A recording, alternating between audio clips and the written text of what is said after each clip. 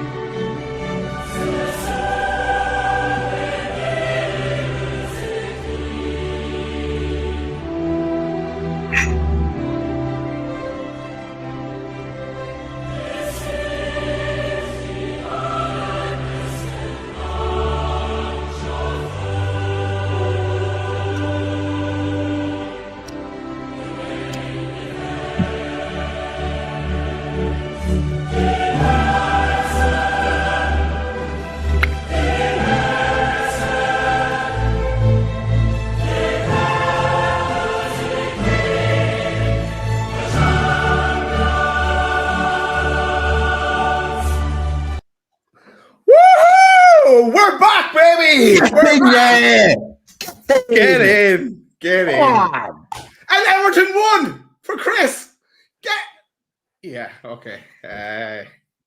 Interesting the way it all panned out. Chris has gone to search for his sunglasses, but he'll be back on screen shortly.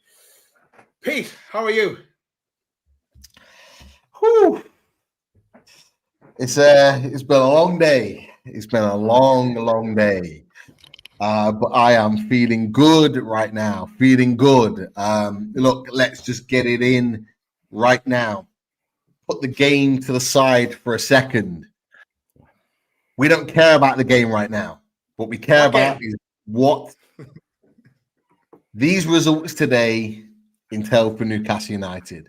And we are, as that music suggests, playing Champions League football next season. Yes. Get in there. That was the aim. That was what we achieved. Come on. Get in. Come on. Get in there. Yes. Yeah. Chris, how are you? An emotional 98, 99 minutes. Not overly filled with the game, not going to lie. But as Pete rightly said, it's not about this 90 minutes of football. It's about the season. It's about Champions League qualification. So I'm absolutely delighted. Now, looking back, I'm sure I'll get over it in the next 24, 48 hours. I'm absolutely delighted that we've managed to secure Champions League football. That is what it's about. That is what we aim to do at the start of this season. And not only that, boys, as you both know, and everyone at home will know, we put a trophy in the cabinet. We've put a trophy in the cabinet, and we've got Champions League football. So I'm absolutely made up, mate. I'm absolutely delighted. And yes, it still feels a bit surreal. And someone put in the chat there, who would have thought that we would have relied on Man United to help get us over the line, particularly when it was Man United who meant that we lost out on Europe. So they've almost paid us back a little bit there. But no, I'm absolutely delighted, mate. Dazzler, how are you doing, fella? I'm doing great because we're back in the Champions League. That's what it's all about. But boys, you have to start listening to me, because the first game of the season, I said this.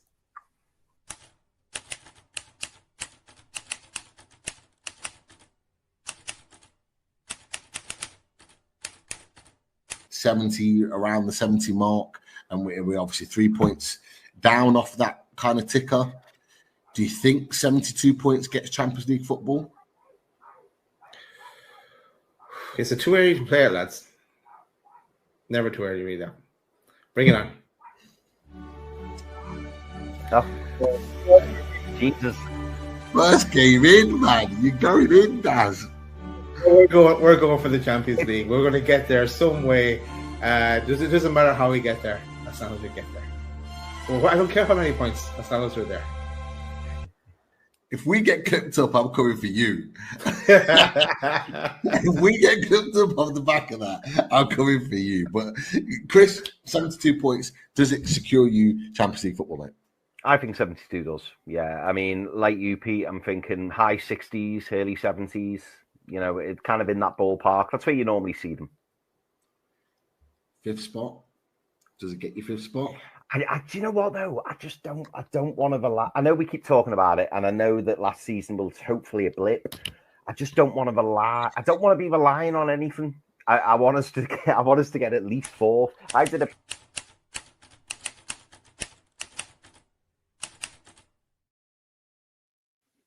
Well. Wow.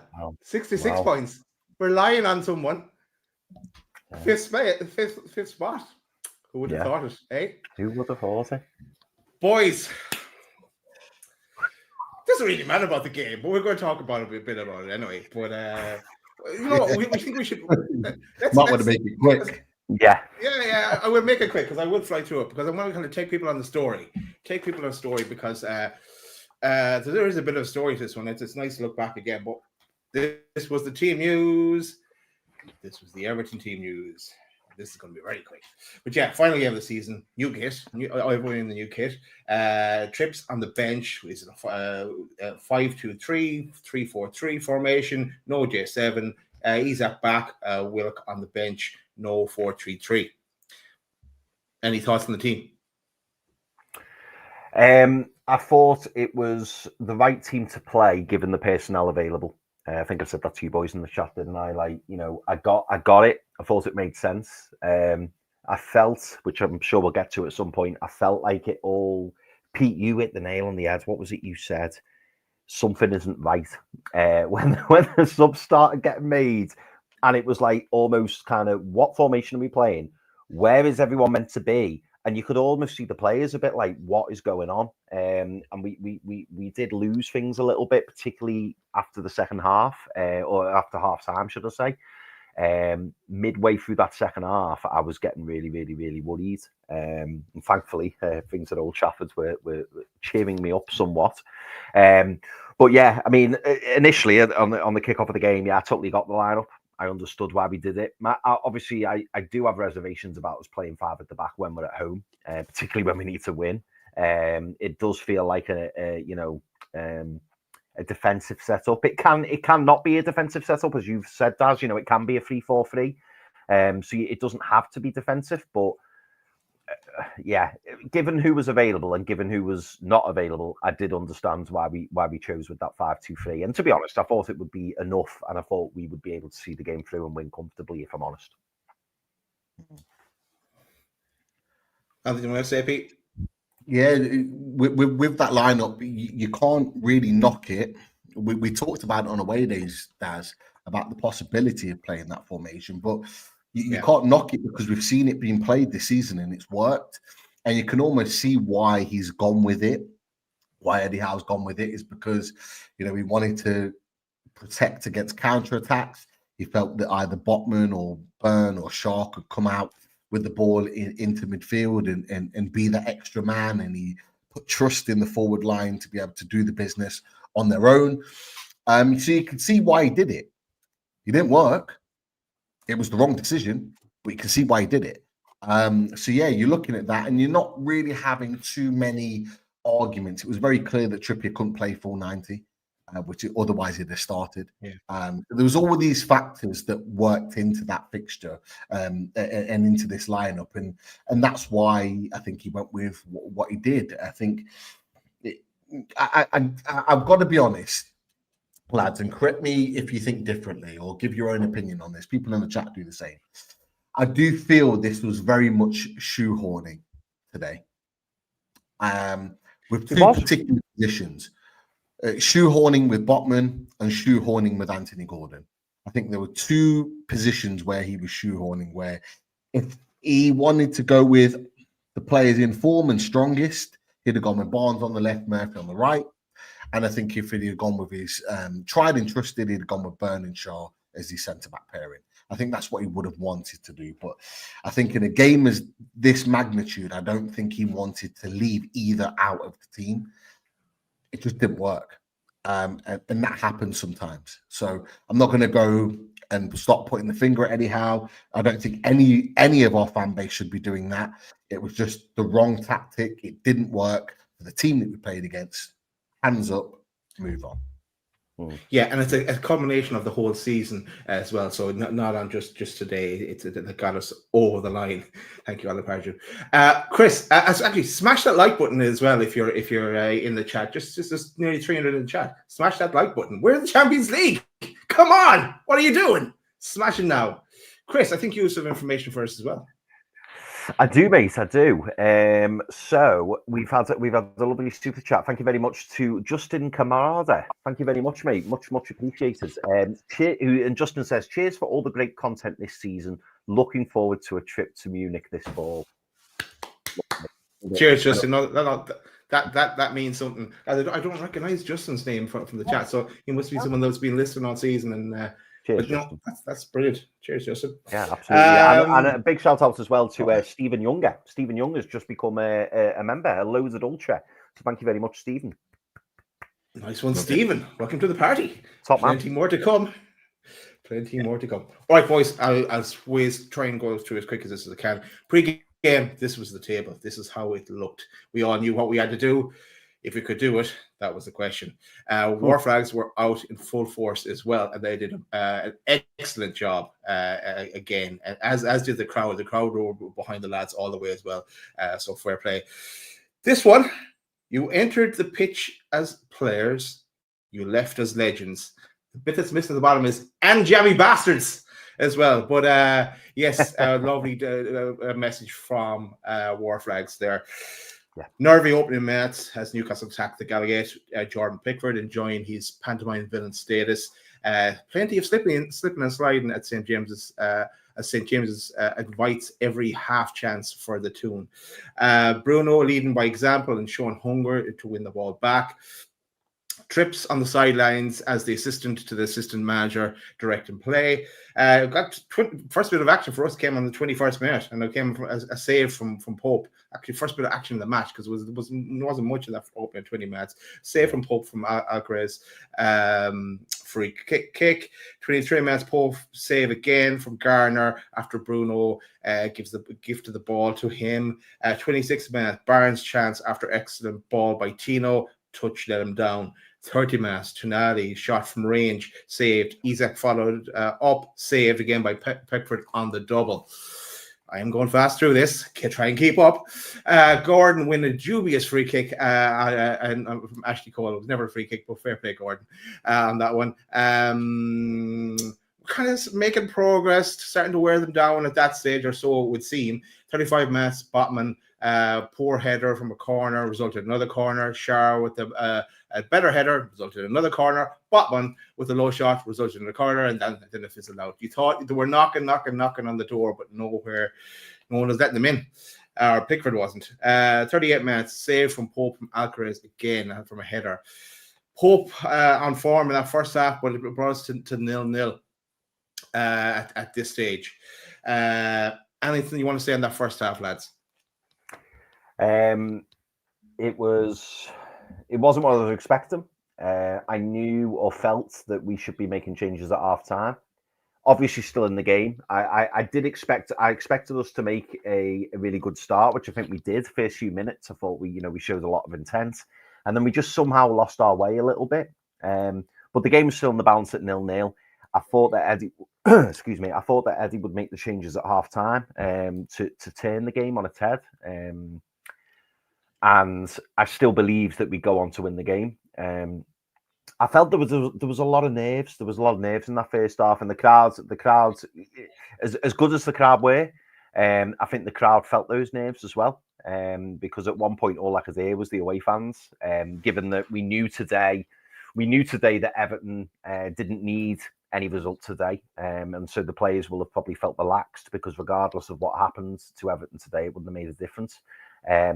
And I felt, those nerves really kicked in. It was only towards the end of the game where I thought, the fans were starting to really, get behind the lads and really support them. I don't blame the fans, by the way, for feeling nervous because I was incredibly nervous myself. And unfortunately, the players weren't providing at that point, the opportunities for the fans to get off the seats and really get behind the lads. There was limited chances.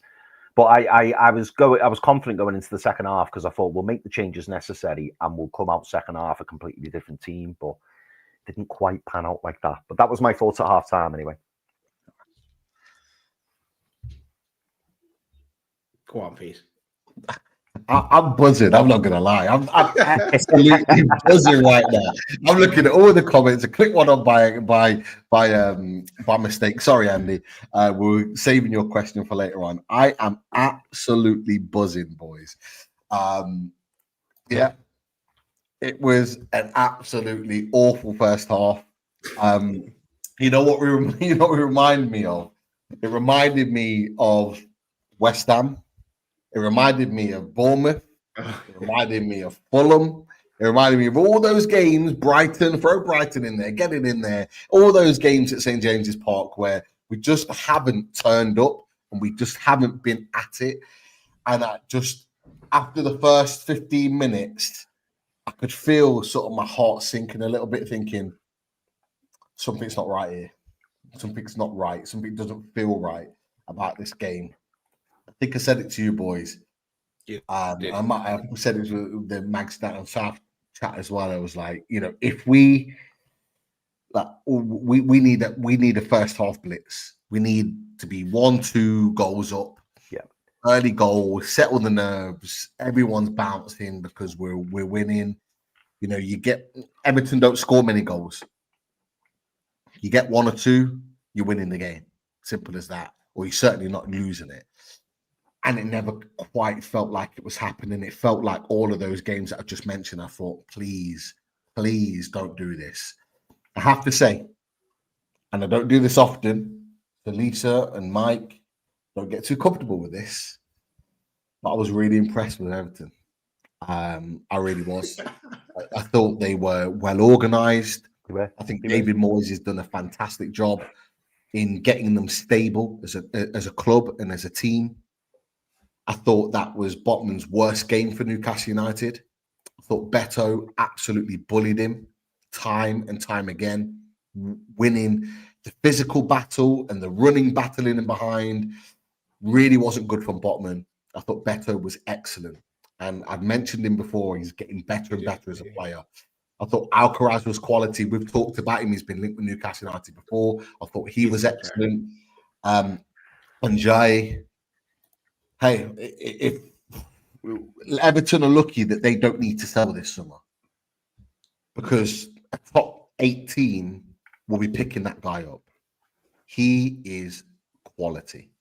He's a quality player. Now, I looked at him at Sheffield United and he was good, but he's gone on and he's gone on levels. I mean, Aaron doesn't agree with me with the Botman situation. He thought Botman did well in stages, but for me, Aaron, I've got Botman here. I've got Botman as our elite centre back, and he was not that today. He did things well. Don't get me wrong. I agree with you, Aaron, but he wasn't here, and that's where I always have my anticipations and my expectations for Sven Botman, because he is that good, in my opinion. He is elite Champions League, top of the level centre back, and he was not that today. So that's why I said what I said about Botman. I'm Botman's biggest fan. Everyone who follows this channel will know that, but he was not good today. And Everton were very good. And if it wasn't for Pope, you know what was annoying me, boys, in that first half? Pope was having to make more saves than Pickford. Yeah. That's what annoyed me. I'm like, how is Pope having to pick balls off and push balls away, and we're not pummeling Jordan Pickford? We had more chances. Yeah, we had more chances, but those saves, okay, there's a couple of saves that needed to be made. Isak could have done better. A cross goal with the shot, he literally hit it straight at him. Should be putting that across goal. There's elements of the game that should have been better in front of goal. It wasn't good enough, and that was my biggest frustration in the first half. And I was hoping for us to kind of kick on, but I'll give my other opinion on the second half afterwards, boys. Sorry. No. Let's crack on into that second half. You thought the first half was bad. The second half gets worse. Willock comes on straight away. Gordon comes off. Then we go from that 5-2-3/3-4-3 onto a 4-3-3. So Byrne, Botman, Char, and Tino are our back four. Tonali, Bruno, Willock, and then Murphy, Isak, and Barnes. Everton looking for a penalty straight away. When the ball comes off Tino's hand, nothing going with VAR on that one. Then Chelsea go 1-0 up at Forest. So that's the biggest news. And the final boss is on the screen at that time. He liked that one. 52 minutes. Pope save again from Alcaraz, and then Garner was nearly in after that as well. 58 minutes. Tino cross overhit. Barnes header, but it was comfortable save. 62 minutes. Trips on Botman off. Sticking with the 4-3-3. Trips goes to right back. Tino goes to left back. Shar and Byrne in the middle. 64 minutes, then Everton score. Alcaraz scores after he's knocking on the door for a long time. I think Murphy kind of lost the ball or misplaced pass, gave the ball away anyway. Byrne did slip as Alcaraz gets the ball in the net, really. And then table looks like this. We are down in 6th spot and out of Champions League football when that happens. Boys, thoughts on the Everton goal? Go on, fella. I can't say it wasn't coming. I can't say it wasn't deserved. And that was the thing that hurt me most. When Everton scored, it wasn't against the run of play. It wasn't that we were playing fantastically well and they caught us on the break. It was frustrating and it was upsetting because they probably deserved to go 1-0 up. And it was horrible watching it. Just at that point, I just feel like the team was all over the place. It was chaotic.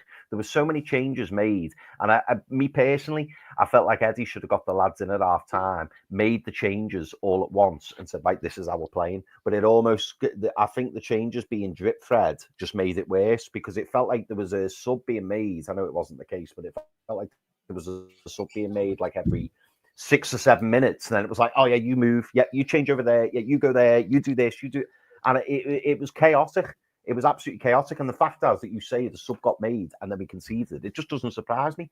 And I feel that those changes should have been. It was evident and clear to see that changes needed to be made at half time, and I think the changes we should have made 2 or 3 changes at half time and just done it all at once and just said, right, this is how we're setting up, this is how we're going to go. But unfortunately, Eddie probably thought, we'll start with this and we'll see how we go. And very, very quickly, you could probably see that it wasn't improving and things weren't changing. Those changes needed to be made earlier. But yeah, in terms of the goal, it was sloppy. But, at the same time, I was just devastated because obviously, the first thing you do, check the league table and you're just like, oh no, how have we allowed ourselves to go behind at home to Everton, who have got nothing to play for whatsoever, and it felt like it was all slipping away from us. It was horrible, and then obviously it was all eyes then on the Man United game, and Pete had updated us at half time and said that Man United were giving Villa a really good game, and when we looked at the stats, like Man United were all over Villa. So then in the back of my head, I'm thinking, right, come on, we just need Man United. We just need Man United to force it through. I think Villa has already had the red card. Emi Martinez had been sent off, so down to 10 just before half time. Come on, Man United. Yeah. That to sum up that goal, that they were all my emotions at that very, very point. But yeah, it was horrible. It was horrible watching it. Pete, Everton's goal. It's fucking shite. Absolutely fucking shite. Absolutely shite. Shite. I can't disagree with everything Chris has said. We needed to make changes. It was very, very clear. Dan Burn does not or should not be playing left back for Newcastle United. He is a centre back. It's as simple as that. Yeah. Tino Livramento, and this is a big question going into next season, boys. Tino Livramento looks better as a left back than he does as a right back. Emeka, one of the mags down south, mentioned it way before he started against West Ham, before the cup final. I, to be fair, argued against it. He said he's better left back than he is right back. He has proven that he's a better left back than he is right back for Newcastle. He can do both, but he is clearly showing he is very, very good in that left back. He is absolutely brilliant there. We need. But can Lewis Hall play right back? If he can, happy days. And this is why I'm saying it, because this is the conundrum that Eddie Howe is going to have to deal with next season.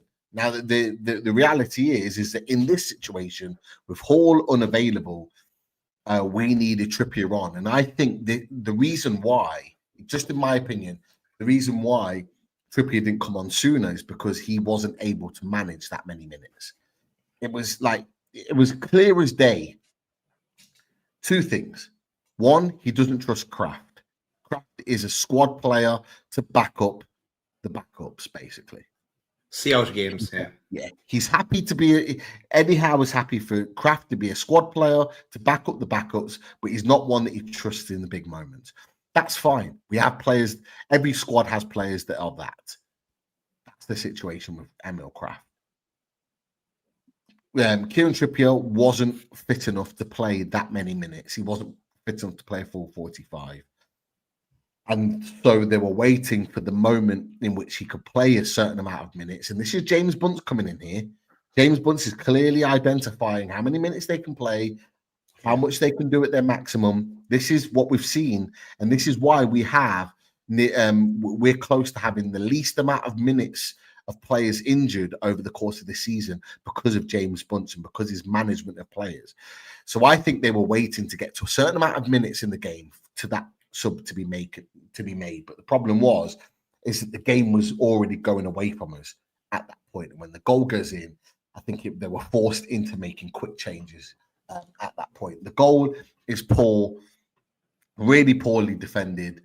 Alcaraz was excellent all game, deserved his goal, was really, really good. You know, I think Mike was talking about on away days is that they could be snapping him up for something like 12 million. You know, if that's the price and we're looking at players in that ballpark, we need to be having a look at that. We need to be having that conversation. Do we take a player like that? We've got Mateus Fernandez as well from Southampton, who's another talented player who I really like. That type of player that can come in and make a difference. Because having an Alcaraz or Mateus Fernandez on the pitch today would have given way more than a Sean Longstaff, and in particular, because Sean Longstaff didn't really get on the pitch, than a Joe Willock. They would have given so much more on the pitch in midfield than what we had on offer today.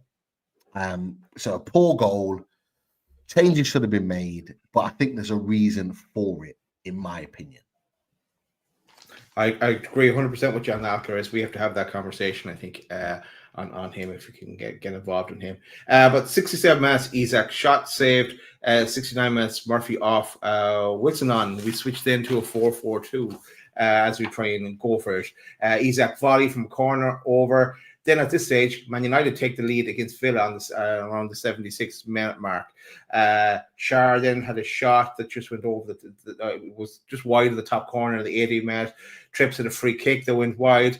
Penalty at Man United. Christian Eriksen scored to make it 2-0 Man United over Villa, which eventually sealed our place in the Champions League. But Asula on, then on 87 minutes, Barnes off. Schär ball across, no one there. He was kind of too heavy on the 88 minute mark. Pope save from Don McCarver-Lewin shot 93rd minute. Schär miss again on the 93rd minute from an Asula run across. Bruno shot save from Pickford. A good shot from Bruno, but another good save from Pickford, in all honesty. Final score, we lose 1-0. But we're back in the Champions League. And one more time.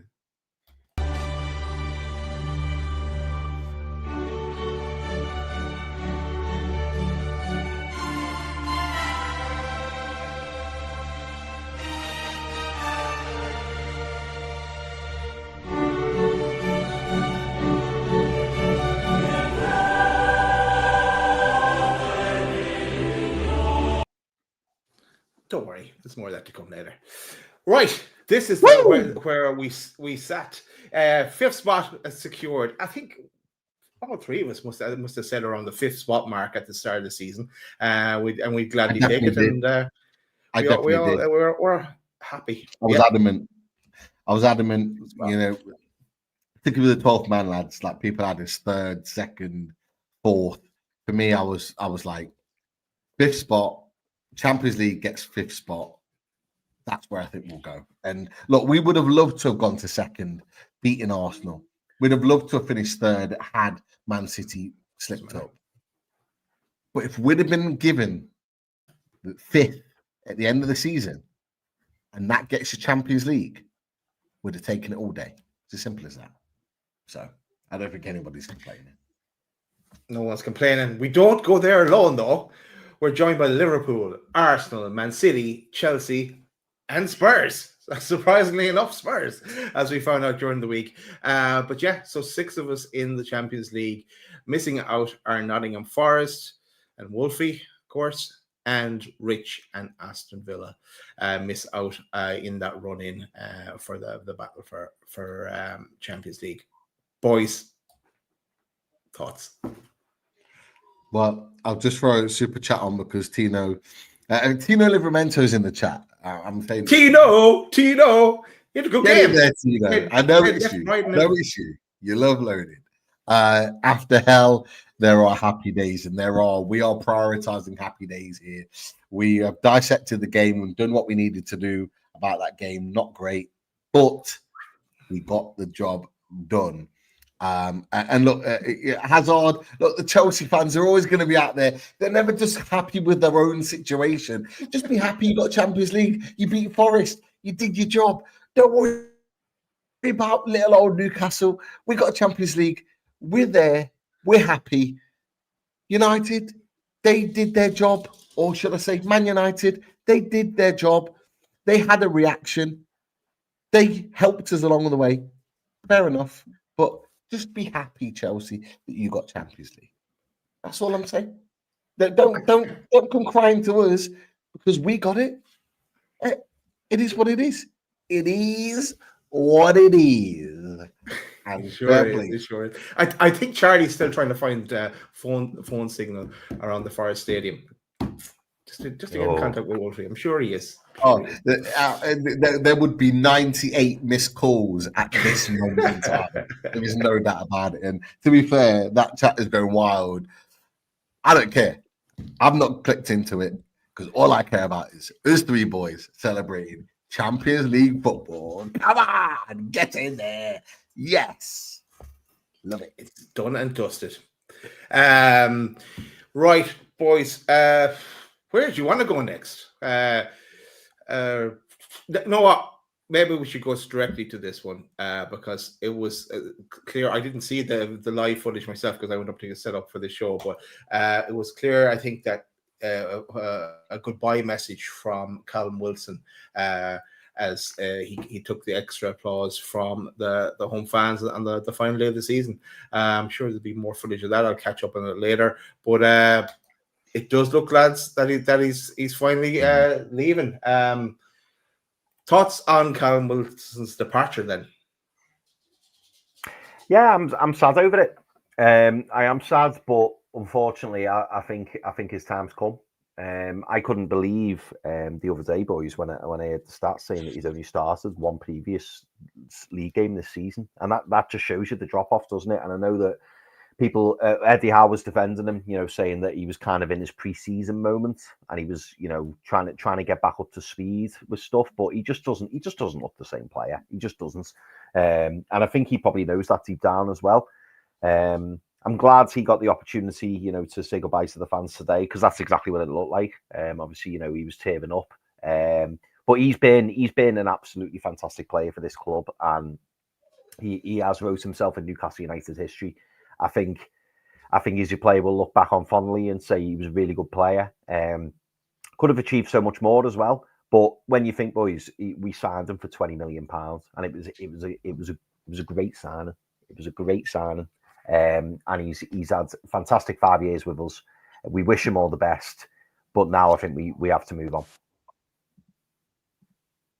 Pete, I know you've always had a soft spot for Callum Wilson. Yeah, love Callum Wilson. Love what he's done for this club. All the, there's been the talk years ago about whether he had Newcastle or Villa to choose. He chose us. when he didn't necessarily have to. We were probably in a worse position than Villa at that time. He chose to play for Newcastle United. He wanted to be the number 9 and play in black and white. He single-handedly at times kept Newcastle United in the Premier League. That is never, ever forgotten on me. Just like the Matt Ritchies, just like the Paul Dummets, just like the Perez's, regardless whether you like them now, whether you don't, you respect what they've done for this club. But Callum Wilson was one of the catalysts for us getting Champions League football 2 years ago, in arguably his best season for the club. Ultimately, no matter how good or how bad you are at a club, your time always comes to an end. And, I got emotional. I did, watching that on the screen, watching him become emotional. But you can see how much he loves Newcastle. You can see how much he loves the club. He was in bits towards the Gallowgate, but he was kissing the badge. He was showing how much he loves.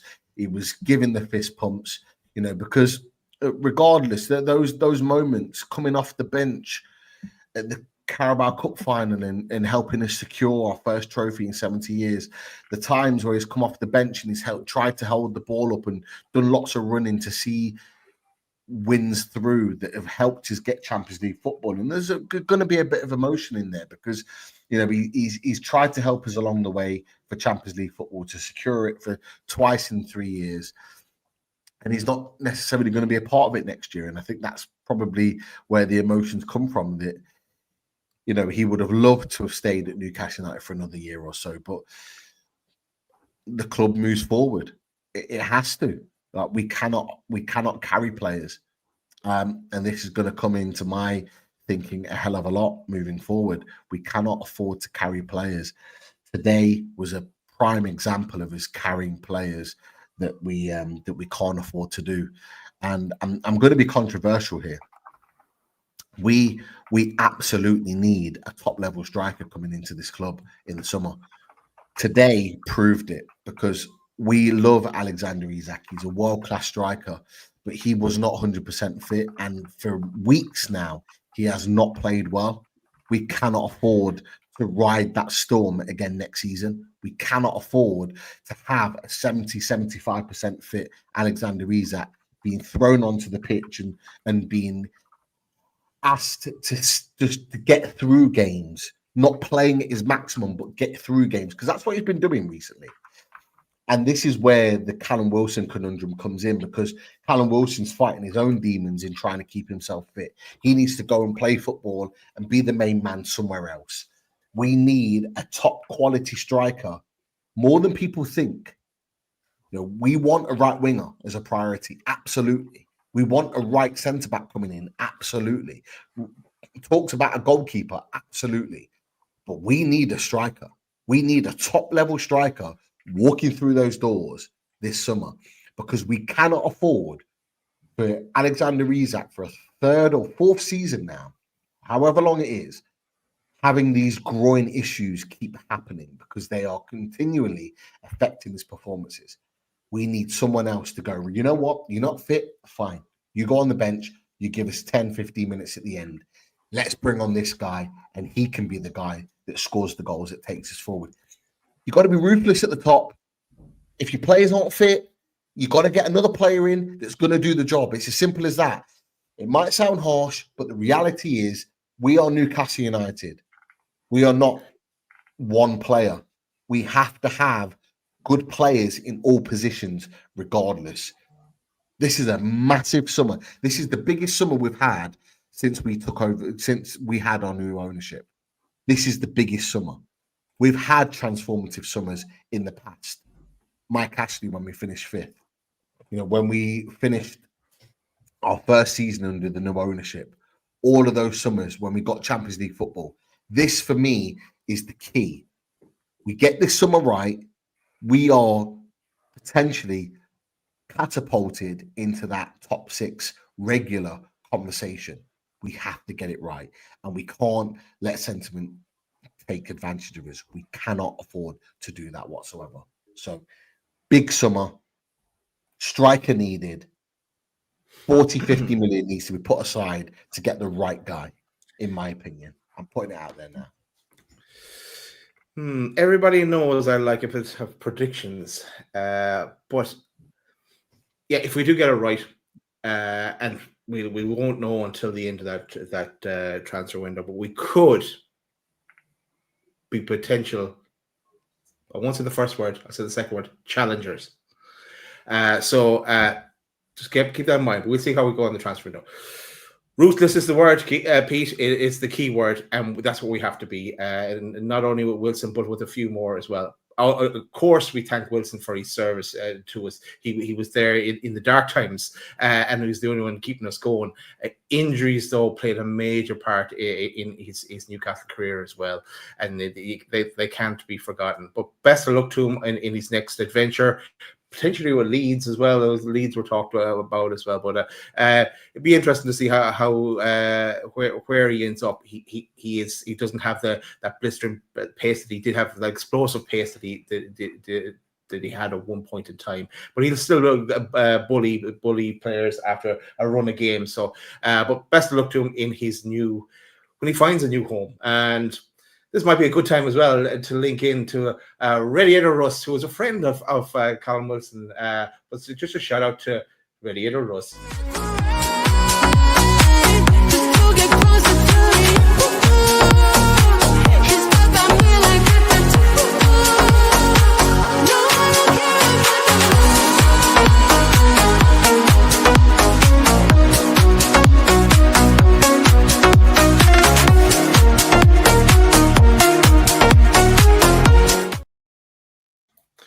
So if you are looking for some kind of radiators, and now is maybe the time to get them sorted in the summer months, so they'll be ready for the winter again. But Russ at theradiatorshed.com and on 077 666 04112.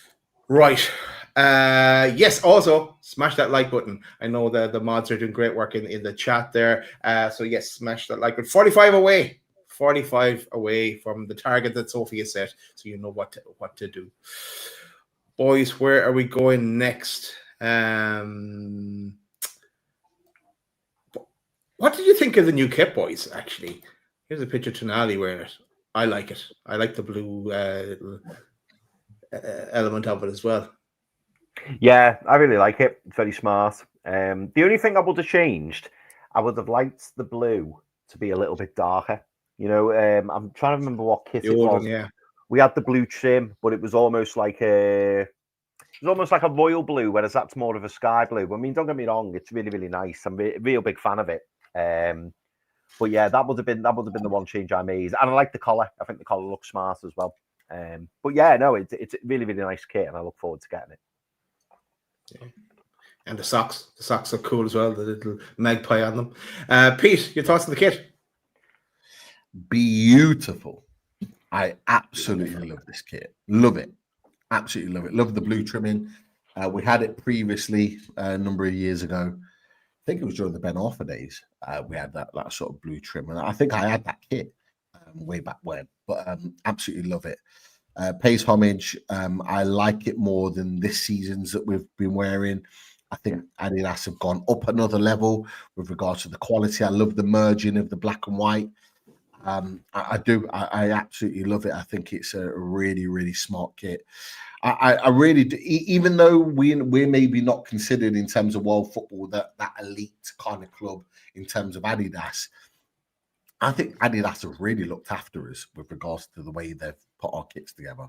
They've really, really done a great job. And it's another fantastic kit. As you boys know, I love the black and whites, but I love an away kit. I love a training kit. I love all of the other elements. So I'm looking forward to it all coming out. But I think it's the 29th it comes out. So Wednesday, I believe. So yeah. They'll be flying off the shelves. No doubt.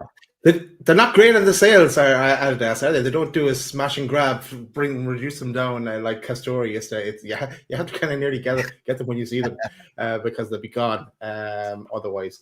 But yeah, and I love the new training stuff as well. That kind of green element in the training stuff. It's cool. Right, where are we going next, boys? Any direction you want to take us? Well, 44 likes, people. Come on, we got nearly 400 in the chat.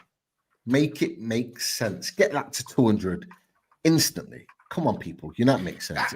You don't realize how much of a difference it makes to the channel. Just clicking that button and clicking a like. If you're watching it on TV, just click on your phone, give it a like, come back off, carry on watching it on your TV. But it makes a massive difference to the channel. We really, really do appreciate you, which is why we keep harping on and banging on about the likes, because it makes a massive difference. Mike is in the chat. It is. Go on. Talk us through what he said, Chris. So Mike says, can we play you every week, lads? Someone told me Gordon was worth 80 million the other day. I think I also called a Sunderland Everton. You did, to be fair, he did call a Sunderland Everton double. He did. But yeah, did you have on that, Mike?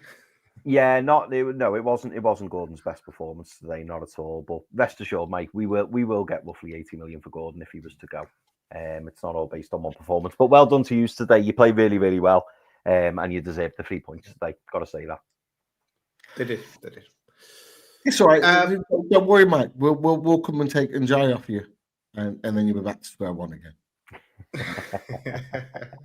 No, Everton are going to kick on, boys. This is what Champions League clubs do. They come and take the other team's best players, and this is what we will do to you. But no, in all respect, great game, deserved to win, better team, but ultimately, it didn't matter for us.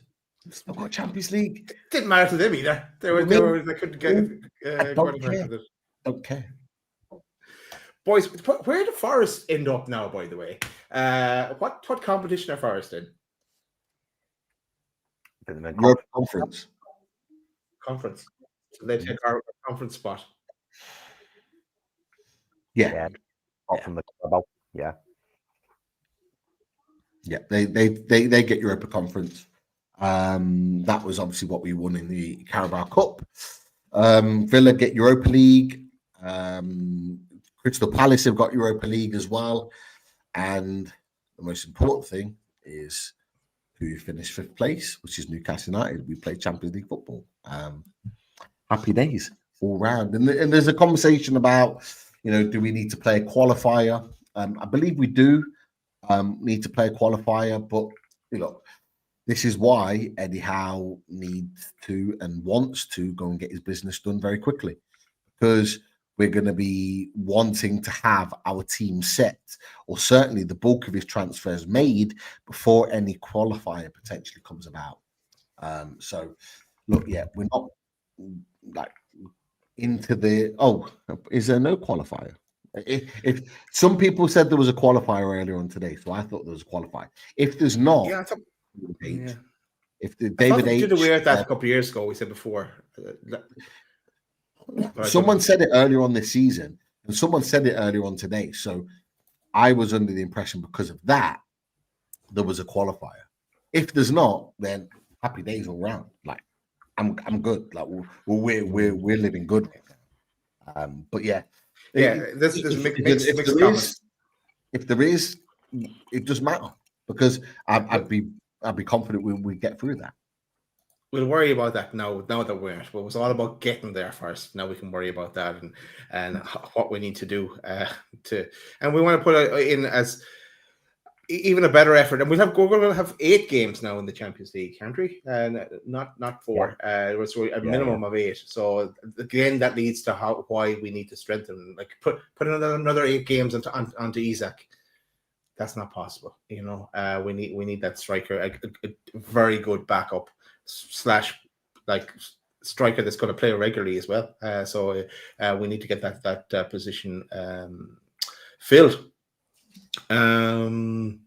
Any comments or questions, Chris? Oh, mate, we've got loads. There's absolutely loads. Let me start. If there's any Everton comments, let's not put them up. Like, we've given them their props, but this is the Newcastle United channel. Fuck Everton. Like, I don't care. Like, they got their win. Started off, so we got Champions League football. So look, we've been respectful. We're giving them their props, but if they're going to put in there blah blah blah, they're starting over the back Newcastle United. Forget it. I'm not interested. It's not worth even the conversation. Forget it. We're Champions League. We're playing in the Champions League. That's just me. Love that, Pete.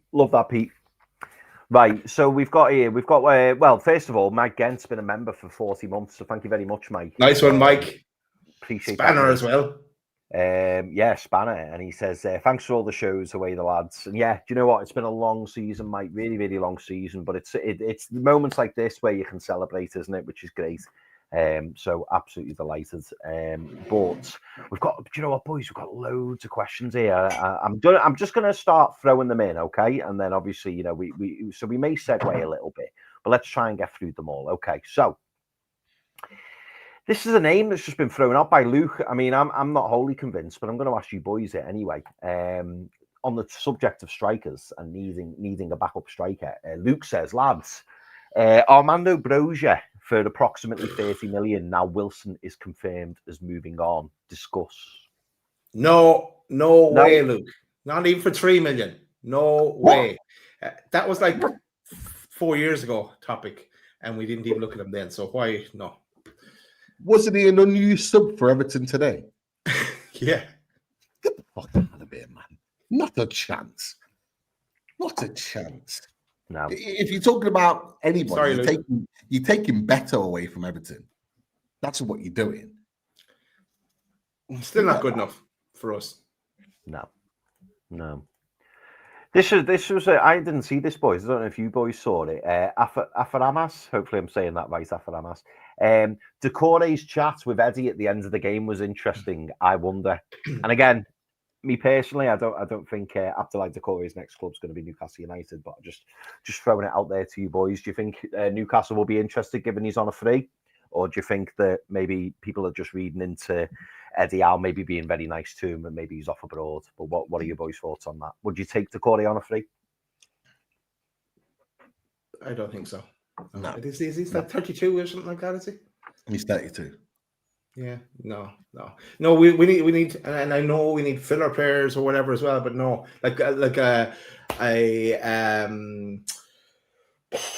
Walker Peters would be an option, but not someone who's approaching that age. And that person has a spanner. I think is it Mike? That's the person who changed their name on YouTube. That's that. Yes. I remember we had this discussion before. Yeah, we did. Was it Michael Pomar? Well, could be a Michael Pomar, I think. Yes. Yeah, I feel like it is Michael Pomar. But yeah, we have discussed that one, haven't we? I like this comment from Steve C. He says, lads, do you think today has blown the myth that we need to get a backup striker for Isak? I think we need another world-class striker to play in and around him. Can't over-rely on Alex. That's what Pete just said. So, yes, I agree with that. Yeah, really good comment. 50 million needs to be put aside for a top striker to come in to supplement Alexander Isak. I'm sorry, people might not agree. Yes, we need all those other positions I've talked about before, but we need a top striker to come in and supplement. People saying, I've got opposition fans, I've got Newcastle fans saying to me, oh, but they're not going to want to sit on the bench. They're not going to want to. They're not going to. I don't care. We need a top alternative for Alexander Isak. We cannot afford for these groin issues to play up and flare up again. And we're playing a half-assed Alexander Isak. Not his fault. He's injured. He's playing through the pain. Respect to him. But we cannot afford to be in that position. We're fighting on 4 fronts next season. 4 fronts. This is not us. 5. Okay. All right. We have to retain our title. Come on, Pete. But the reality is that we are in a position where we are going to be asked a lot of questions next year. And you've seen what Aston Villa did. Aston Villa have literally financially screwed themselves over to try and get Champions League football in a Champions League season. Like that's what they've done. And they've missed out. They're probably now going to have to get rid of a Martinez and maybe one other just to supplement the fact that they've lost Champions League football. We do not want to be in that position next year. We now have got the opportunity to do what Aston Villa did to us. We went first, got Champions League football, struggled with a weak squad. They went, you know what, we're going to go big and we're going to go strong with the squad. They got Champions League football. They were able to maintain it in a European season. They've gone on and done that again. We now need to learn effectively from them and make sure that our squad is big and strong and good enough to withstand a full competition season. We have now the opportunity to do that. We cannot. Fine.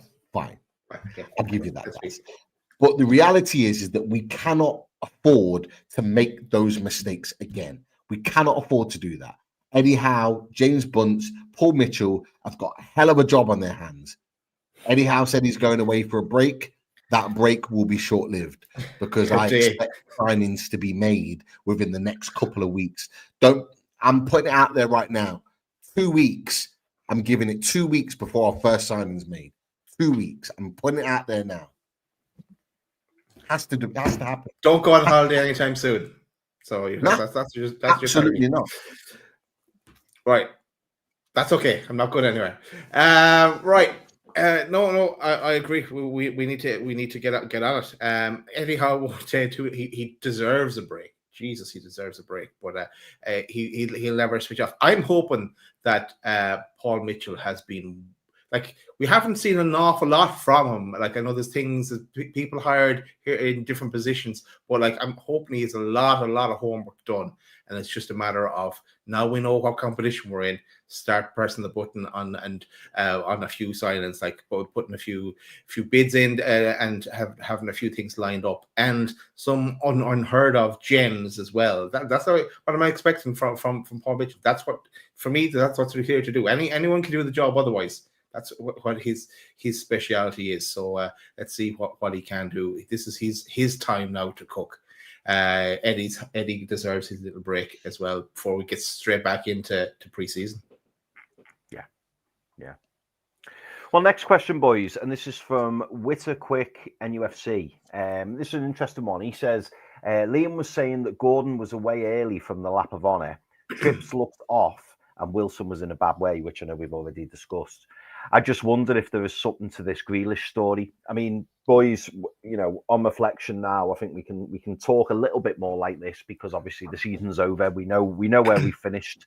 We've got that top five, which we so desperately wanted. We've managed to secure a Carabao Cup. The season's over.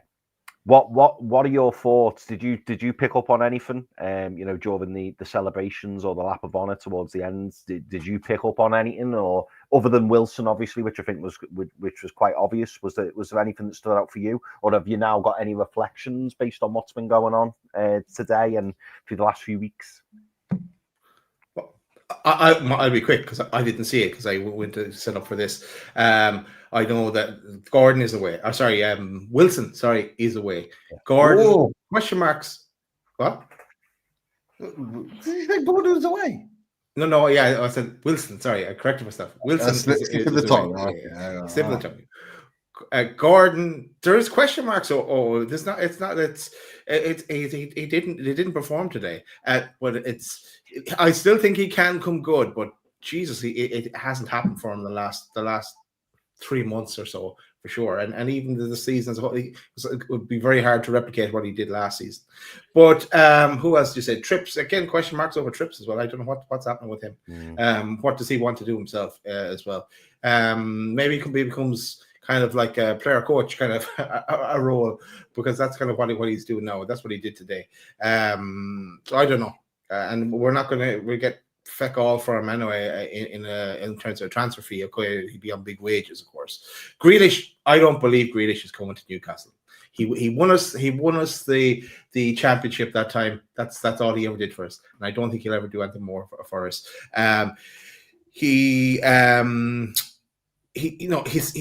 beyond too high wages, and I think he'd be too much of a party boy in Newcastle. So I don't think Grealish come to us is a good idea. Pete, what about yourself? Any reflections? Post-match, post-season. What did you think about Witterquick's comments there? About Gordon, Trippier, Wilson. Any thoughts on that? Or anyone else for that matter? I didn't see. I saw Wilson leave a little bit earlier, the sort of the lap of honour. It was obviously really emotional because of obvious reasons. So I kind of give him a pass on that. I think Trippier is up in the air. I actually think there's a chance he could leave. I don't necessarily want him to because of his experience and his know-how in another Champions League season will be absolutely crucial. But it seems like every so often his cough goes and he's out for a few weeks. And, you know, is there another right back out there? We've been linked with the Atletico Madrid right back over the last couple of days for 17.5 million for a load of transfer show. Be there. We will discuss. And so the you know, is that a Trippier goodbye because we're going to go in and strengthen and get another right back in to supplement Tino Livramento because we need to. We need to have more than one, like in terms of strength in those positions. For Anthony Gordon, I've got to be honest, it seemed quite petulant, like, and I expect that from him because that's what I've seen from him recently. The arms up and the pointing and the frustrations and all the rest of it, but he is not doing enough. Anthony Gordon is not doing enough. You can't just expect that you got big boy money and in a brand new contract and expect to just walk back into the team and everything be honky-dory. No, we need to win matches. You need to be playing at 100%. You need to be playing at top level. If you're not, you need to be riding the bench. He should have been riding the bench. I backed him, to be fair, to start because I thought Everton would turn up, he'd give us a great game. He didn't. He was not good at all. And Chris, I agree with you. You put it in our chat, and I agree with you wholeheartedly. Because I know, like Daz, I think you mentioned about Barnes not playing well, and Chris, you came back with Gordon was poor. And I did think he was poor. I thought exactly the same. He was giving the ball away a lot. I don't think Barnes or Murphy played well. I think they were all really poor. But there's reasons for that. Barnes is not a right-sided attacking midfielder, winger. He's playing out of position. We've shoehorned Gordon back in and moved Barnes away from his natural position where he was actually playing well to fit Gordon in. You would have been expecting, if that's happening, that Gordon puts better performances in than he is right now. Otherwise, we should have just kept with Barnes on the left-hand side. That's my opinion. And I think that'll be his petulance because he got subbed off in the game on the back of that. He's going to have to get past that. He's 24 years old. We're not talking about an 18, 19, 20, 21-year-old now. He's a seasoned professional who's about to go and play for England. If he's not happy with that and someone wants to pay a crazy amount of money to take him away, then fine. I don't think Newcastle United will argue that if the money's there.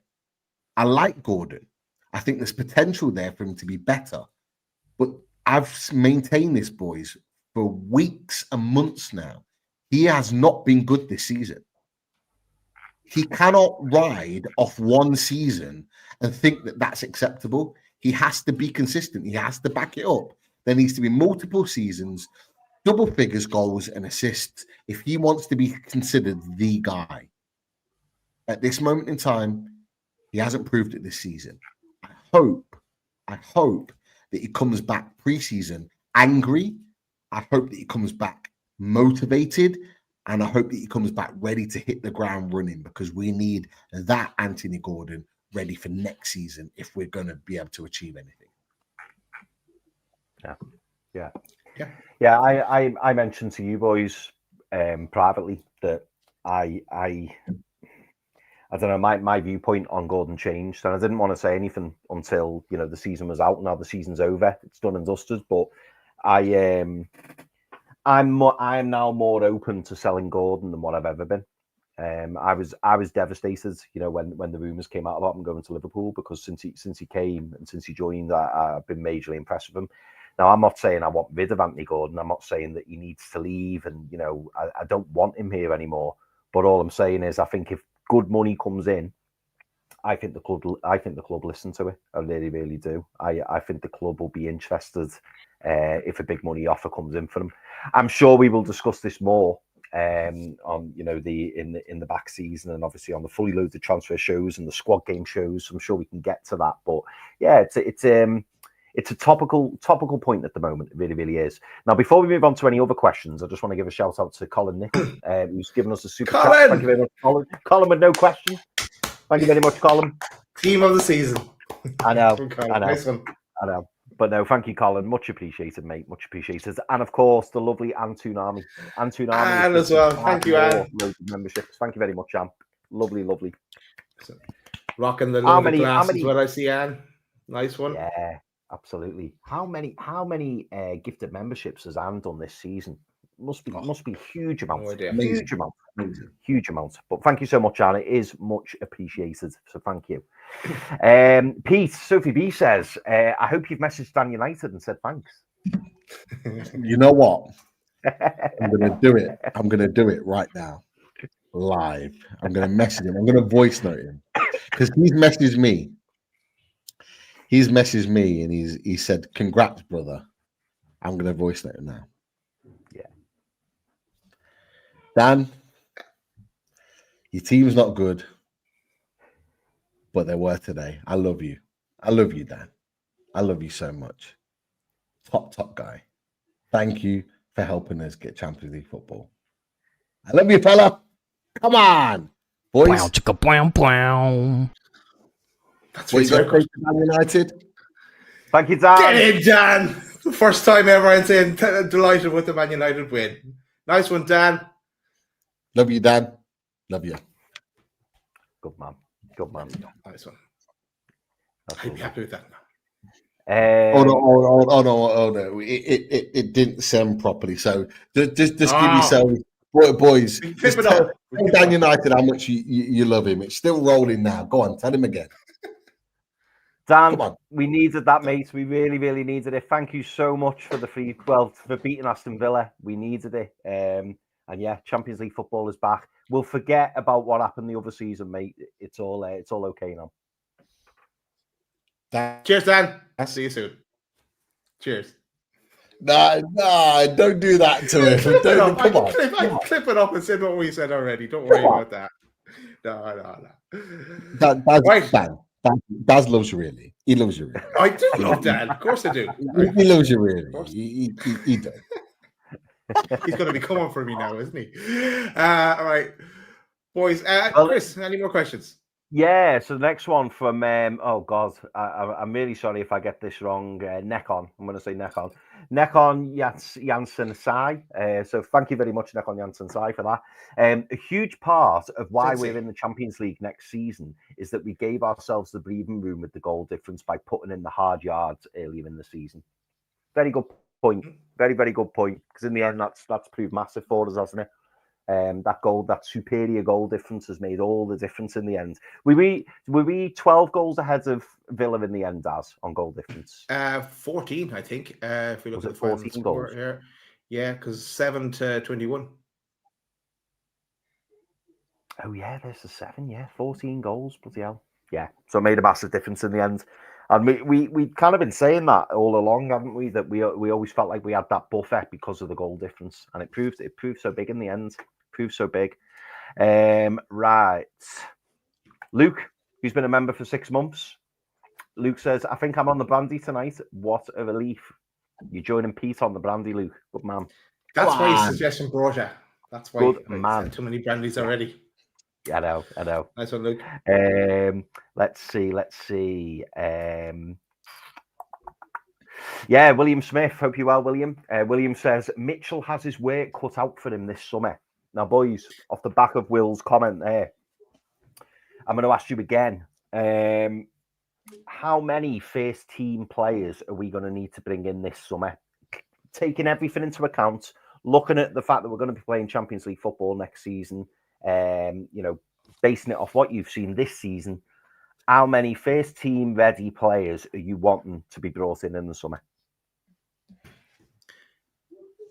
Minimum 4, but like I want squad players on top of that as well to bulk it out. Because like I want a right winger, right side centre back, goalkeeper, and striker. And then I want, if we let go of a midfielder or sell a few players who want to balance that out as well, and just maybe I think we need to, if we might need another wing back just to kind of as like a Walker Peters or something like that can play both sides and give us a bit of protection, I suppose, going forward, because we don't know what's happened with trips. So this X is the number really of what we need to do, but minimum first team regulars 4 in those positions.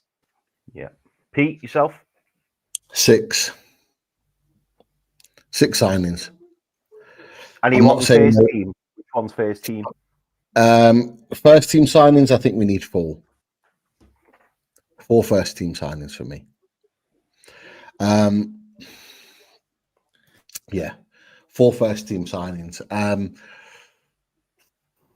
I'm looking at a right winger. I'm looking at a right centre back. I'll be honest, lads. I think we need a left-sided midfielder, someone that can take the mantle off Joe Linton. These last few games without Joe Linton has proven how much we miss having a quality left-sided midfielder. For me, I think it has to replace Willock. It has to. Agree. We were hamstrung playing 2 in midfield today. Absolutely hamstrung. And when Willock came on, did he add anything? Nothing. Didn't affect the game at all. Didn't make us play better. We need to get someone that can add something beyond that. And so for me, I think we need to invest in a midfielder. I actually think the midfielder you probably look at and think, oh, yeah, we need to add maybe a squad player to that. No, I actually think we need to add a squad, like a first team ready player, someone that can actually push someone like Joe Linton in this team.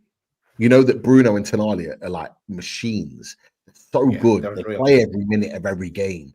They're well-drilled athletes, and they're absolutely class. But Joe Linton has started to pick up a number of injuries recently, and I love Joe Linton to bits. But when we don't have him, we miss him. We can't afford to do that next year. So we need to add someone that adds and gives something of Joe Linton's quality. They don't have to be the same attributes, but they need to add their own level of quality on that left-hand side. Unfortunately, Willock doesn't add that. And we need to invest in that significantly. Your goalkeeper, your forward, or your obvious ones, and then a couple of squad players. But yeah, that's kind of where I see this team. I think Paul Mitchell, I think Eddie Howe know. I think they know. Eddie Howe played it down in his press conference about a transformative summer. I think it has to be.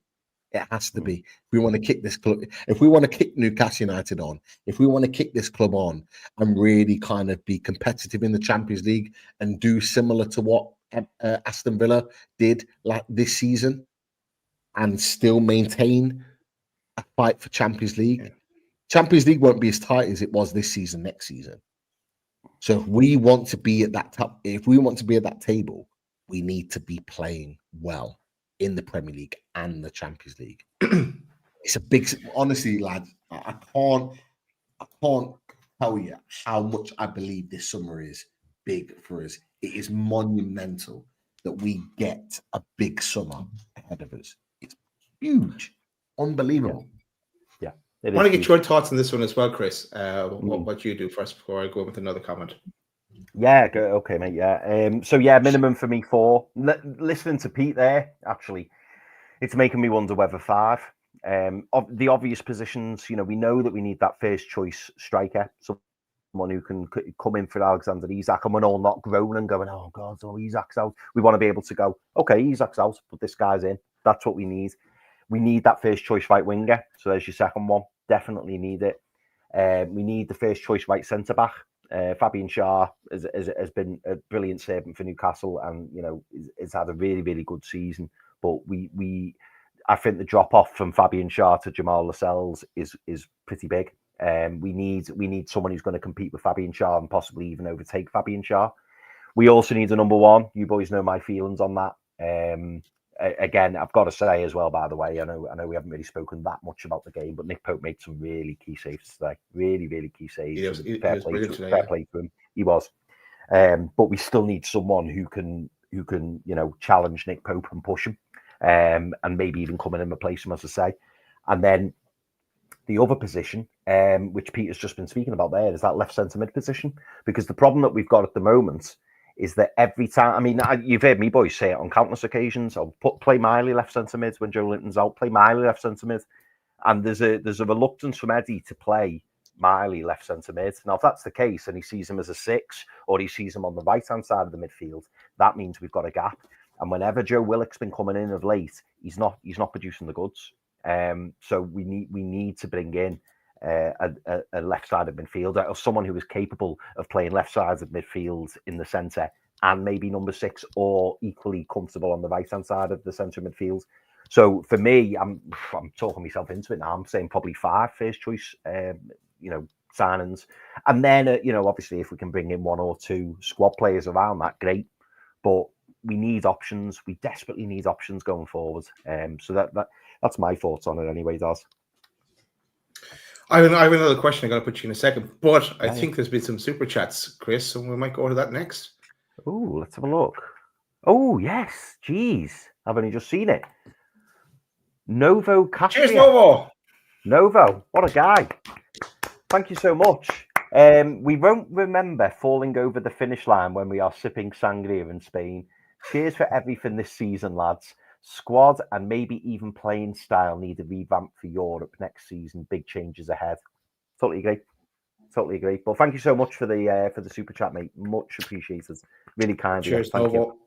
Thank you. Big changes are coming in the summer with the window, so we'll see what happens there. And Novo's been a big supporter of the channel over the course of this season. So big up to you, Novo. Big respect. Novo. Top man. And then we've got Saudi Boy as well. Saudi Boy. Saudi Boy. Absolutely over the moon that we've made it to the UEFA Champions League. Love from Saudi Arabia. Thank you very much, mate. Cheers, Saudi Boy. We got there in the end. We got it over the line. That is the main thing. But no, thank you so much. Lovely super chats. It's really nice. Boys, I've got to ask this question. I know we've already touched on it, but people are being quite, well, I can see from the chat anyway, people want an answer. And I'll read through the comments really quickly because there's a few of them. Derek Sharp says, we were bad, but I'll take it. But do you think Gordon is off? Geordie's at St. James's Park. Gordon's head has been turned, in my opinion. Lee Jones, after Gordon's recent performances, would you cash in if we received 80 million or more? What are your thoughts, boys? Oh, we are Jay as well. Do you think that's Gordon's last game for Newcastle United? The question I'm going to ask you, boys, because we've already kind of touched on Gordon, but the question I'm going to ask you, boys, a nice simple one: Is Anthony Gordon? Well, I'm going to split it into 2 actually. Number 1, is Anthony Gordon in the starting 11 next season? And number 2, is Anthony Gordon in Newcastle's squad at the beginning of the next season? Okay.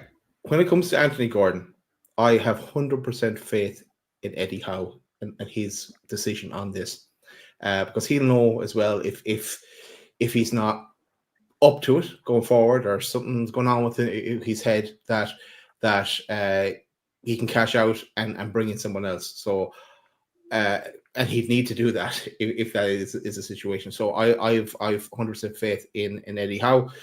I do think Gordon is with us next season, and I'm going to double down again. I did it the other night in the way it is. I'm going to double down and have faith in Gordon to get his head back and get back to where he was. And I think he will be with us next season, and I think he'll be starting on the left next season. But if that the decision is made that he's not, so be it. We move on, kick on. It's not like we're a one-man team going forward. We've stars all over the pitch, and we're only going to be adding to them as well. So we'll have some squad assembled. I hope going into the start of next season.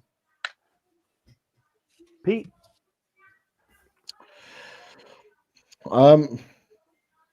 nah, he should be staying. He should be staying at Newcastle United. He's just signed a brand new contract in October, November. Yeah, there should be. He should be playing for Newcastle United and playing his best football here. So I fully expect him to stay at Newcastle United. Look, if the club decide to entertain values of 80 million plus for him, then that's their prerogative. That's up to them. If they deem that acceptable, I'd be more than confident that they would go and get a good enough replacement. But Anthony Gordon needs to grow up. He's shown a level of maturity that's took him on from Everton to Newcastle United, that's put him in contention for England as an international. He's had one very good season. Let's not beat around the bush. He's had one very good season. He needs to back that up. He hasn't had a good season this season. He needs to have a great season next season. Do I think that he's capable of that? Absolutely. He's got all the tools to be the top left winger in this country. This is not a Gordon bashing here. Like I've been critical of Gordon all season. It's not because I don't like him. I love him as a player. I think he's got all the attributes. But if you want to be the best, you've got to be consistent. You can't live off one season. You've got to be consistent with your quality. And he hasn't been. He can't live off that and get a new contract, which he has, and then think, chilling. Big contract, big wages, happy days. Doesn't work. Not the biggest and the best clubs. And at Newcastle United, we can't afford for him to accept that that's the case. So next season, I expect Anthony Gordon to be wearing black and white. I expect Gordon to be motivated, to be angry, to be frustrated. I expect him to hit the ground running in pre-season and look really, really good. And I expect him to absolutely smash it next season. But I have to say, if he doesn't do it next season, then I do expect him to be sold. So it's a big season for him next season. Genuinely he is. Sure is. Sure is. Chris, we've had another super exactly. chat. That's what Yeah. GK has kindly put another super chat in, and he says, "Gents, the amount of time you dedicate to all of this is remarkable. Just a small thanks for the season and the silly season that starts now. Appreciate all that you do. Thanks so much, GK. It means a lot. Thanks, GK. No, it does. It does. It's nice that people actually realize that as well, because like we do actually put a lot into this, lads. Like this started as a mini hobby, and it's escalated into a major hobby, and I don't know what it is now. But we do put a lot into it. But thanks for recognizing GK. Thanks Chatters as well for recognizing that. It's not easy. It isn't easy. With work and family life balance, like we are aware that we're surrounded by people that do this full time. We don't do this full time, so it is a massive commitment. Big up to our wives and our families, our children that allow us to be able to do what we do right now, because we're effectively kind of producing full-time content on a part-time basis. And it's not easy. So big respect to you. Thank you. No, very well put, Pete. Means very well put. Yeah, definitely. Now, Pete, I didn't want to bring this up, Pete. I really didn't want to bring this up, but I feel like I've got to, because a bet is a bet. A bet is a bet. But Pete, and I'm going to lean on you for this, because when I saw it in the comments, I thought, hang on a minute. And this brought back flashbacks of away days, and obviously when I watched away days back, I think was it on away days? I think it was.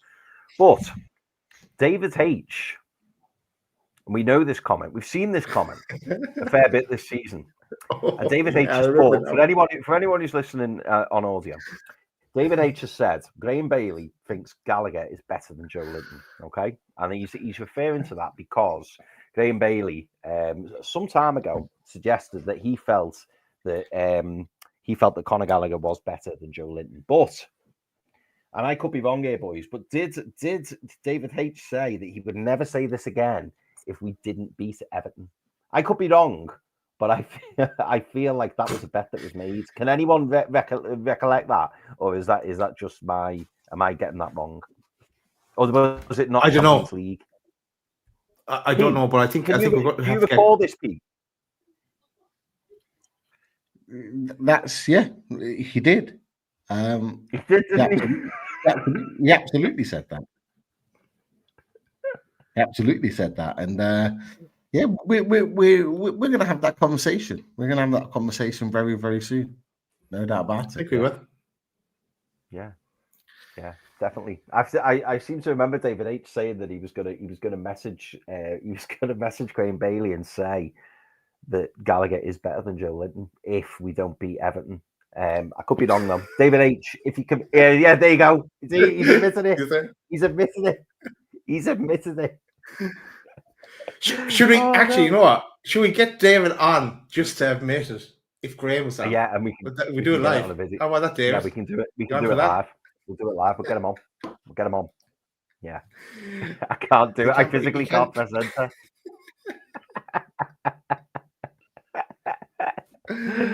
Fair play for admitting it, David. Fair play for admitting it. I just remember seeing him thinking, I'm sure he said that. But anyway. And to be fair, David, I didn't think it was gonna be under threat because I thought we would beat Everton today, and sadly we didn't.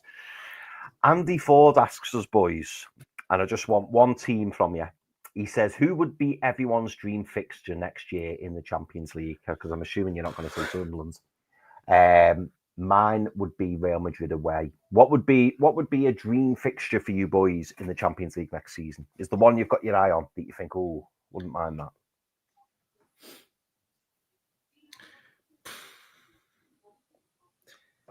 I'm going to say an Irish team because then I'll be able to go to it.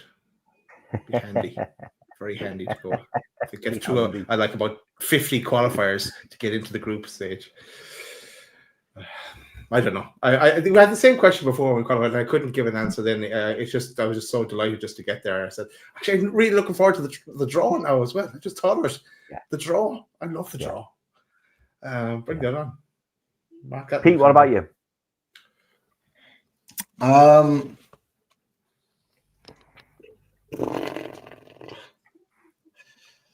For obvious reasons, I'd want to play PSG.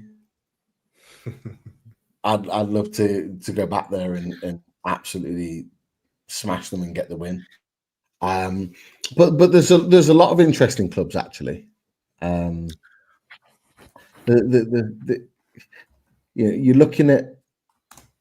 You look like Napoli, for example. Yeah, Napoli. They're only playing the Serie A champions. Real Madrid. Love a trip to Madrid. Playing the new Bernabeu. I'd love that. Like they're probably the two that sort of stand out for me as like the top teams. Obviously, you got your Bayern Munichs and whatever, but maybe Bayer Leverkusen. Love to go to Leverkusen. There's a few. Go on. Breaking news: Juventus are losing.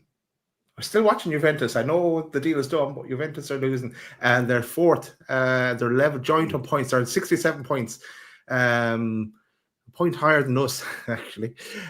So keep an eye on that one. They're actually playing now at this moment in time against Vicenza in the final day in the Serie A as well. Oh, boys, I've got a little bit of breaking news myself, actually. It just flashed up on my phone. I don't know how true it is. But apparently, Aston Villa are going to lodge a Premier League complaint. The club are going to claim that a more experienced ref should have been appointed against Manchester United as controversial call harms UEFA Champions League hopes. And that's come from David Ornstein.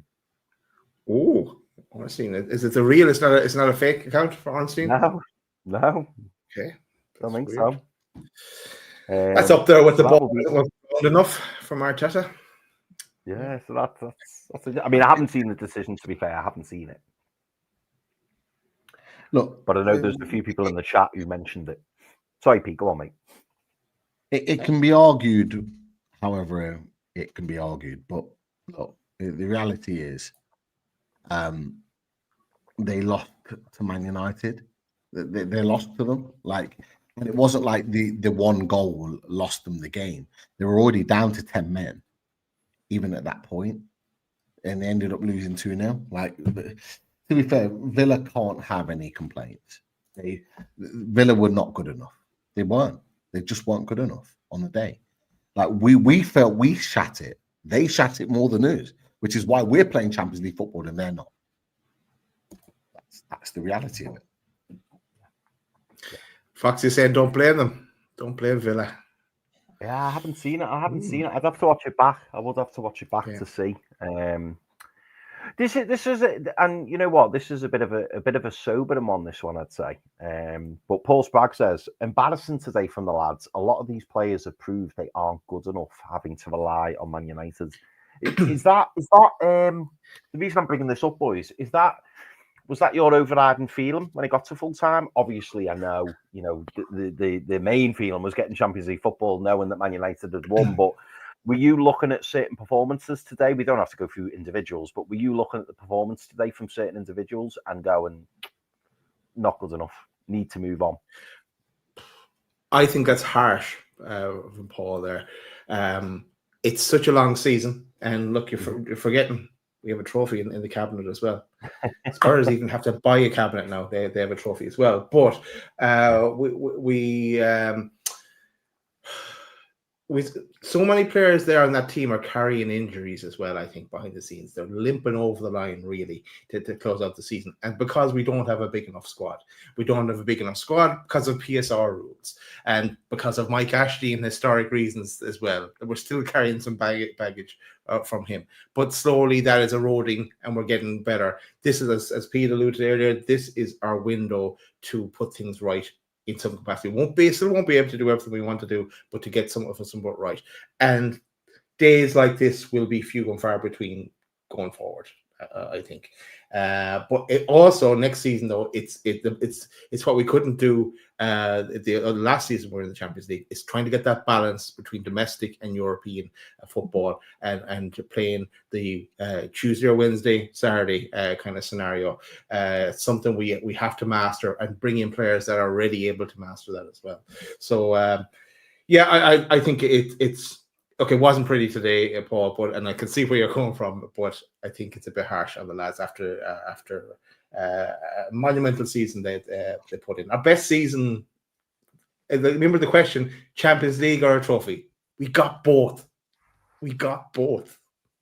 That's a dream scenario. We got a loss today, but overall we got what we wanted. Pete, what are your thoughts on Paul's comment?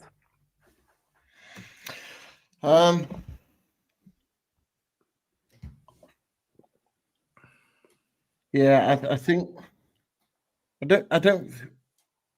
it was a really poor performance, but I'm not gonna hammer these boys because we still achieved Champions League football.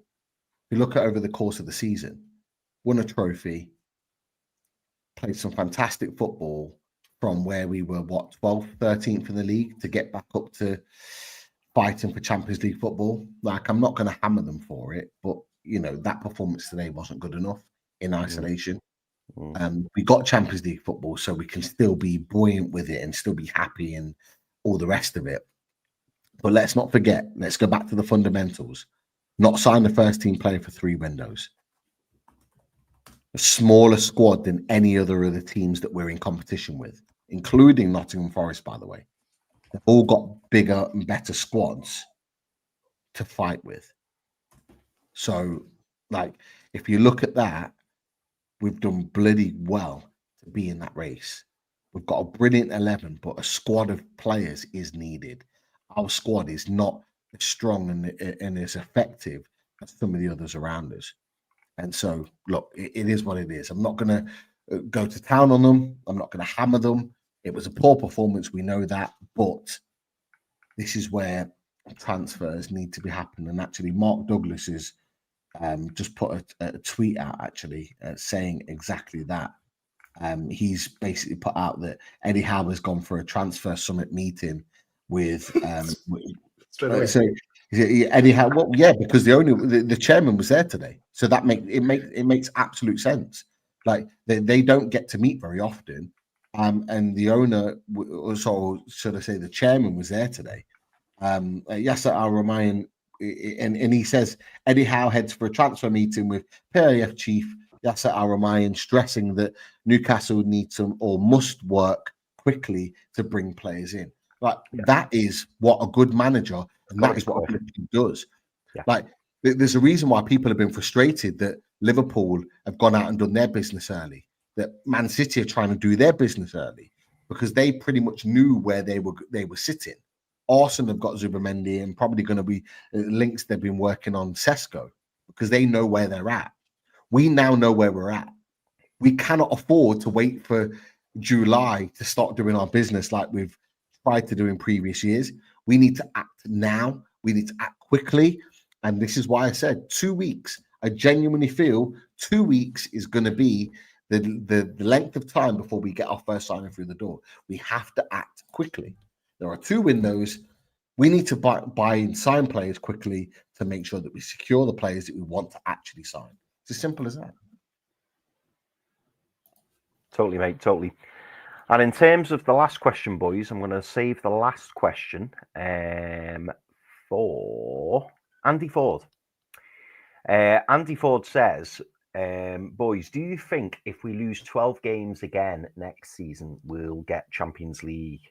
4 or 5 losses should be the target. And funnily enough, I had a little look at the league table. And yeah, we've had 12 losses this season. And when you compare that to Chelsea, who had 9, City, who had 9, Arsenal and Liverpool both had 4. So Liverpool have ended up winning the title with only 4 losses. Andy Ford suggesting there that we should be aiming for no more than 4 or 5 losses. Certainly, if we want to be in that, I don't want to say it either, Daz, that challenge.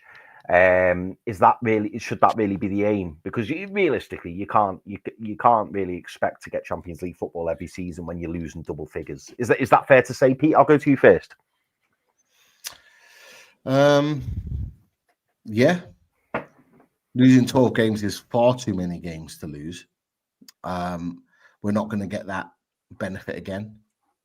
I think everyone in this fight for Champions League has been lucky that we've been able to lose as many games as we have and still be in the race. It is what it is. We're going to have to be better. But the one thing that I've continued to maintain is our squad needs to be better to be able to manage this. It's as simple as that. Yeah. Other teams have bigger squads and just not performed. They can't afford to do that again next season. We need to have more players available of quality to ensure that we're not in that position. So I would back us to be better and not lose the type of games that we've lost this season. So looking at your Brightons at home, looking at your West Hams at home, looking at your Bournemouths, your Fulhams, your Evertons, like looking at those games where we've dropped points and we shouldn't have.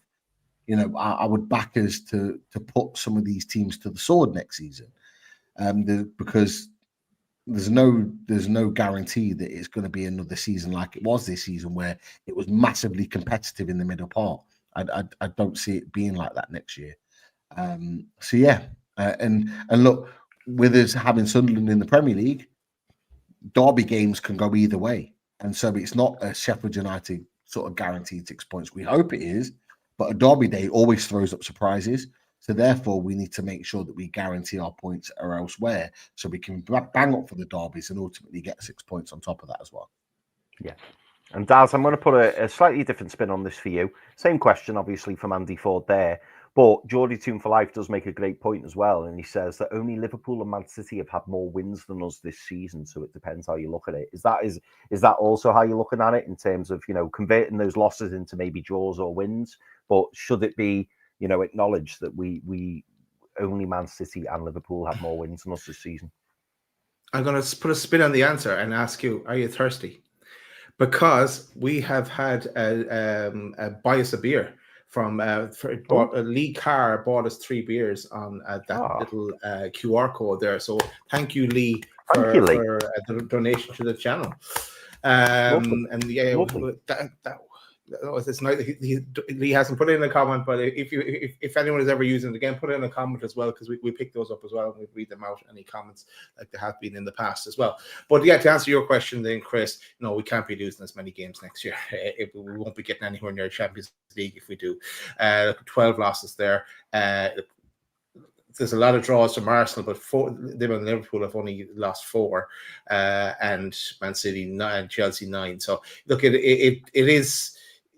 We definitely didn't deserve to be getting anywhere near second with heading towards but eventually ending up with 12 losses. You could say we are lucky to get into the Champions League with 12 losses as well. But it's going to be a massive season, no matter what.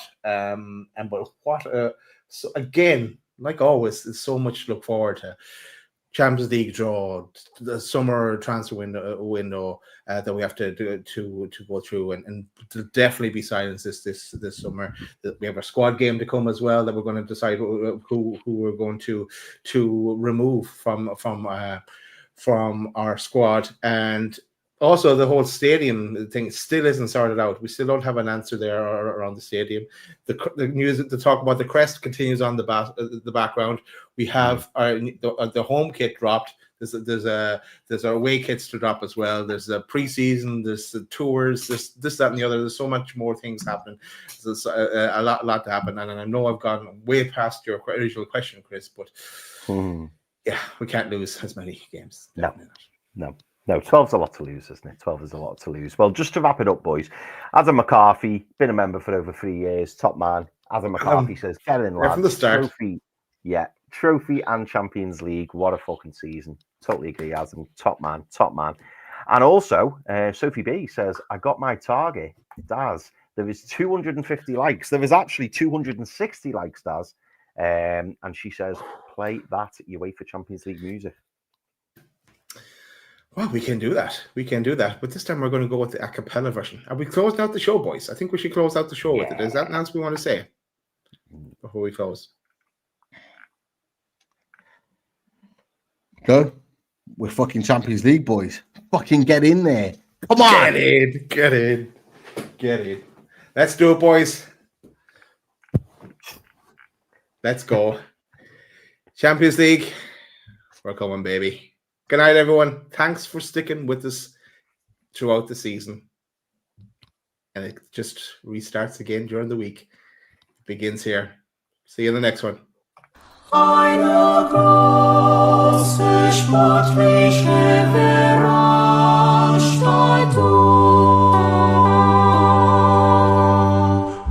The main event ist on the way.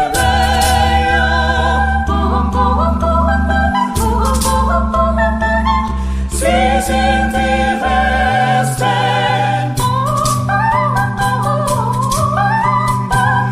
These are the champions.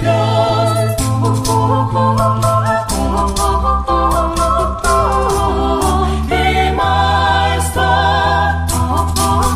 die Besten. Le grande King, the champion. Die Meister, die Besten. See you later.